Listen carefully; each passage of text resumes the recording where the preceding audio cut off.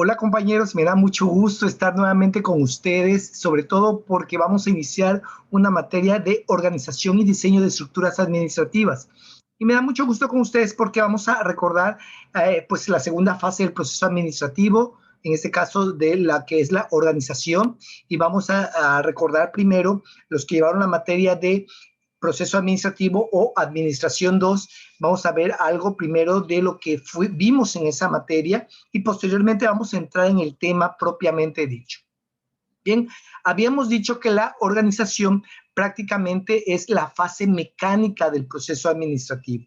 Entonces, en este caso, vamos a ver, por ejemplo, algunos temas en cuanto a la organización. Por ejemplo, en la fase mecánica, el principio de la organización es del objetivo, especialización, jerarquía, paridad y responsabilidad, unidad de mando, difusión, amplitud o tramo de control, de la coordinación y continuidad.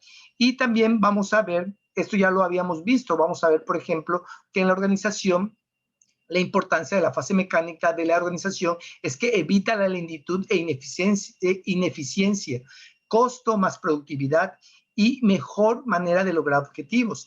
Y vemos aquí un ejemplo de un iceberg, ¿sí? Están los aspectos visibles de una organización y los aspectos ocultos. En los aspectos visibles de una organización que toda organización quisiera ver es estrategias, objetivos, políticas y procedimientos, estructura, tecnología, autoridad formal y cadena de mando.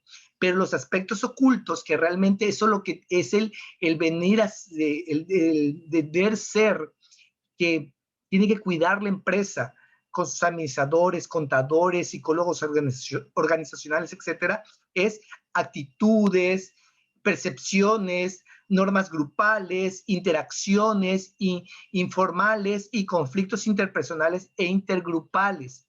Pero también en esto de la organización podemos ver que en esta etapa podemos ver que organizar es una tarea importante de los gerentes, que no siempre se entiende o aprecia. Sin embargo, una vez establecidos los objetivos y los planes de la empresa, la función de organizar pone en marcha el proceso de ver que dichos objetivos y planes se lleven a cabo.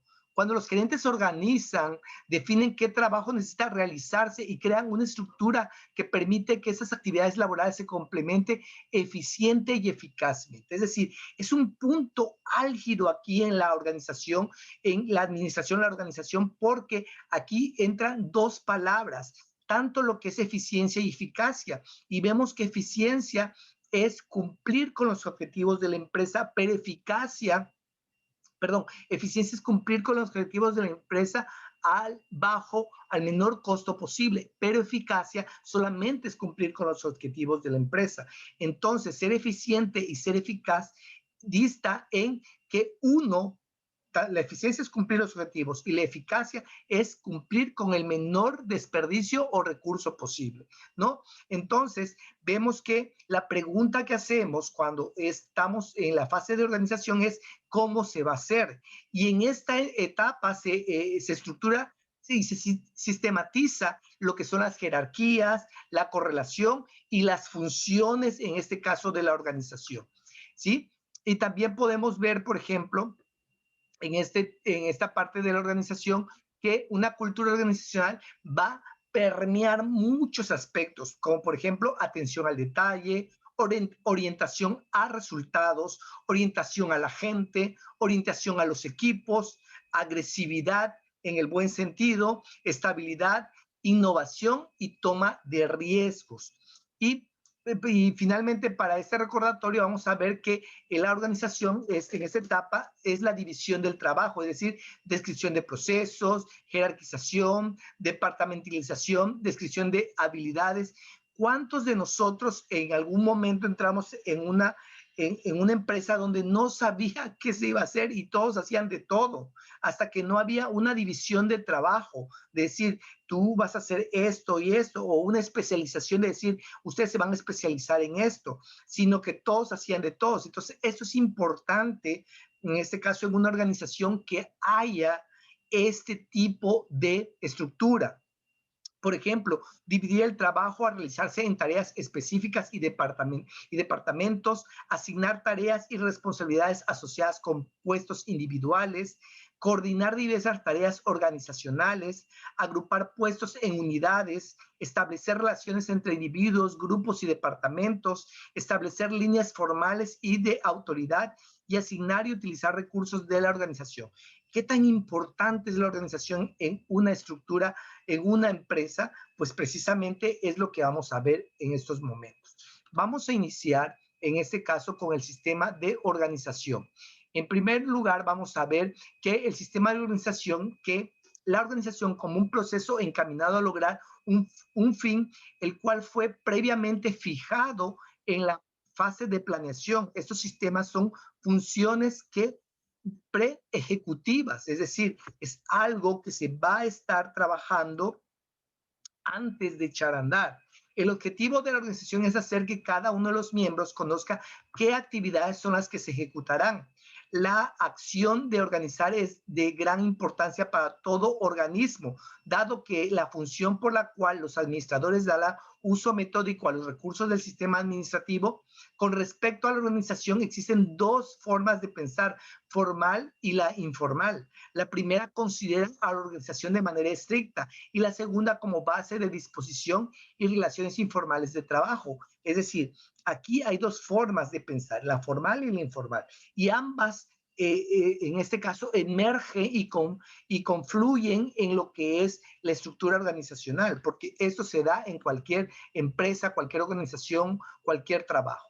En este caso, el proceso de organización. Al proceso de organización lo podemos sintetizar en una serie de pasos o etapas necesarias para llevar a cabo la acción de organizar un organismo social, los cuales son los que se muestran a continuación. Primero, y muy importante, división y especialización del trabajo. Distribuir dichas actividades entre las personas idóneas, delegándoles con toda claridad y precisión la responsabilidad y dotándoles de la autoridad correspondiente para la ejecución. Aquí quiero comentarle, por ejemplo, cuando estaba en el área de costos en Petróleos Mexicanos, cuando uno entraba allí, pues nosotros entrábamos y nos tiraban al agua prácticamente.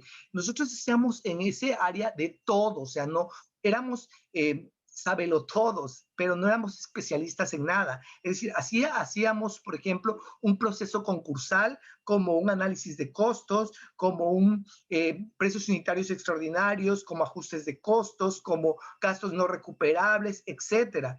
Pero no nos especializamos en algo. Sin embargo, al transcurrir del tiempo, los jefes empezaron a ver que esto era necesario, que los empleados, los coordinadores, nos especializáramos en ciertas áreas para que así cada vez que viniera, por ejemplo, un ajuste de costos o viniera, por ejemplo, unos gastos no recuperables, esa persona ya supiera a ciencia y a cierta dónde estaba el error, dónde querían, por ejemplo, meter gol, como diríamos nosotros, los contratistas, etcétera. Y eso le ayudó mucho a la empresa para evitar muchos errores y para que la persona que se especializara en esa área no dejara pasar ciertos errores que para quizás otro que le gustaban más las licitaciones o que era mucho más a cotizar, no le veía importancia, ¿no? En cuanto a la jerarquización, dice, es la disposición de las funciones de una organización por orden de rango, grado o importancia.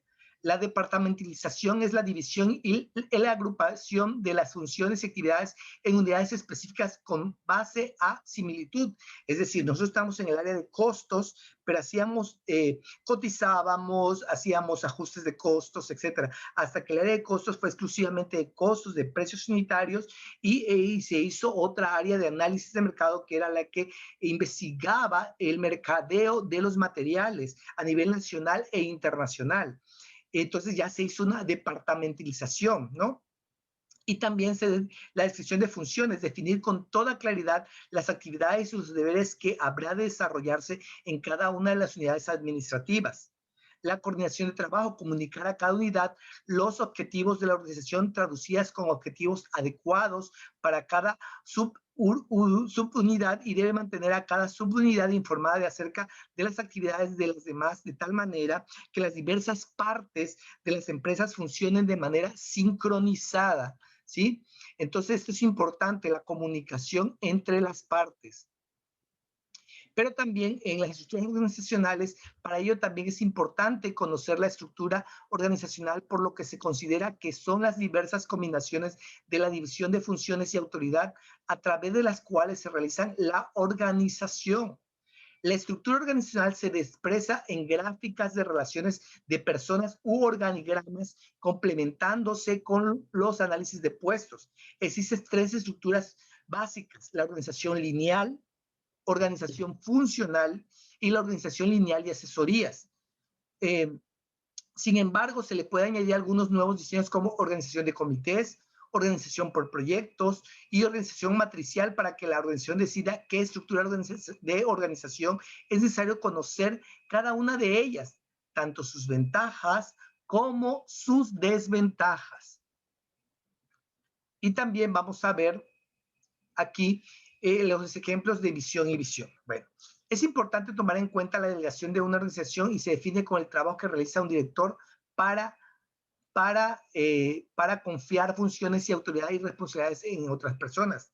Este proceso de delegación aparentemente se aparece demasiado fácil. Sin embargo, en la práctica se presentan dificultades que hay veces uno ya no puede remediar. Para este proceso sea más efectivo, habrá que cumplir tres condiciones: paridad de autoridad y responsabilidad. Para una delegación efectiva, la autoridad otorga a un subordinado debe ser igual a la responsabilidad que se le asigne. Es decir, el rango, el grado que va a tener un subordinado va a ser proporcional a lo que es la responsabilidad que se le asigne. Es decir, no le voy a asignar una responsabilidad igual a una secretaria, que a un analista, que a un coordinador, sino a cada uno en su debido momento y en su debido escalafón se le va a asignar cierta autoridad y cierta subordinación de alguna tarea. Absolutismo de obligación. Aunque la responsabilidad puede ser asignada y la autoridad delegada a subordinados, la obligación hacia su superior no puede ser asignada ni delegada. ¿Sí? La unidad de mando. Todo subordinado debe estar obligado hacia a un solo superior. Y esto es mucho que a veces cuando nosotros reportamos a dos personas y una persona dice una cosa y la otra persona dice otra cosa, y entonces nos quedamos como en el limbo y decimos, ¿a quién le hago caso? Entonces, en cuanto a la administración, en cuanto a la estructura, siempre tiene que haber una unidad de mando para que no se precie a confusión o no haya pugnas, no haya conflictos en este aspecto. ¿Sí? Y continuamos, vamos a ver lo que es la delegación y centralización y descentralización. Vamos a ver aquí en la primera lámina que es la delegación existe en la mayoría de las organizaciones, pero en distintos grados. Los términos centralización y descentralización describe el grado general de delegación que existe dentro de un organismo social. La centralización es la concentración sistemática y constante de la autoridad de los altos dirigentes de un organismo. En una organización centralizada, casi todas las decisiones se toman a nivel más alto. La administración centralizada delega poco y conserva a los altos jefes, al máximo control reservado a esto el mayor número posible de decisiones. Es decir, esta organización centralizada solamente es un jefe y todo baja en cascada. Sin embargo, en la descentralización, es la descentralización constante de la autoridad a los niveles de los cuales se realiza el trabajo. ¿Esto qué quiere decir? Que cuando hablamos de una descentralización total, significaría que una persona tendrá el poder necesario para realizar sus tareas sin consultar a su superior sobre cada detalle. La administración descentralizada delega delegada en mucho mayor grado la facultad de decidir y conserva solo los controles necesarios en los altos niveles. A esto es lo que se está pugnando por hacerlo. ¿Por qué? Porque si no, todo va a ser centralizado. En este caso, el grado en que se conviene centralizar y descentralizar depende de varios factores. Entre los más destacados está el tamaño de la organización. Es decir, cuando la organización es pequeña, pues obviamente es centralizada, pero cuando es grande, tiene que ser descentralizada, si no, una persona no lograría abarcar todo. La capacidad y experiencia, la cantidad de controles. Existen diferentes tipos de centralización y descentralización que en la práctica se lleva a cabo. De algunos de ellos son geografía o territorial, funcional y toma de decisiones. Cuando vemos esto, es la descentralización y el número de niveles jerárquicos parecen estar en relación con factores situacionales, tales como el tamaño de la empresa, la interdependencia departamental. Eso sugiere que la dimensión de tramo de control, estrechamente relacionado con aquellos factores, también deben de variar en cuanto a su adecuación, como la naturaleza de situación. En este caso, por ejemplo, la descentralización va más dirigido al empowerment, es decir, al apoderamiento, a que la persona tenga poder de decisión y que las grandes empresas, las empresas de primer nivel, esto lo hace como una filosofía en sus empresas. El tramo de control se refiere al número de subordinados que puede un jefe supervisar de manera eficaz, es decir, no podemos poner 150, 200 empleados en un solo jefe, porque realmente hasta qué punto puede ser eficaz esta persona para supervisar y cuál sería el número idóneo para supervisar.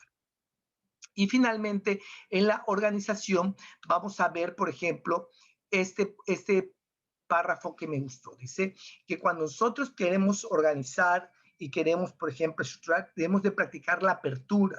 Es decir, no cerrarnos, tenemos que conocer a las demás personas, al ser humano, a las personas, porque los seres humanos no son máquinas. Como los dije, son seres humanos con sentimientos, aptitudes, comportamientos, etcétera. Y tenemos que ser en la manera de lo posible justos con las personas. Hable sobre sus sentimientos, es decir, ahorita una persona que es un gestor moderno lo que hace es que conoce a la persona, no solamente al trabajador. Diga la verdad, es decir, también cuando hay cosas que no están correctas, decir la verdad, incluso cuando haya que despedir, no andarle con rodeos, sino decirle la realidad de las cosas. Sea consistente, es decir, que si yo marco una pauta, esa pauta debe de seguir y no flaquear a medio camino. Cumpla sus promesas. Si yo como jefe o si yo tengo subordinados, si yo digo algo, tengo que cumplirlo o mejor no lo digo. Sí, guarde las confidencias, eso es importante, es decir, eso no solamente entre amigos, sino también entre colegas, entre personas que estamos en el mismo rango, si nos confían algo, ya sea laboral o personal, tenemos que ser demasiado prudentes también y demuestre competencia, es decir, que nosotros tenemos que ser personas competentes para saber que estamos en el puesto que estamos porque tenemos realmente ese background que nos respalda. Bien, muchachos, quiero que estudien todas estas láminas que les he pasado y porque les daré algunas actividades posteriormente. Me da mucho gusto realmente saludarlos y espero echarle todas las ganas en esta materia y poder llegar a buen término. Les agradezco su atención, que Dios les bendiga y hasta la próxima.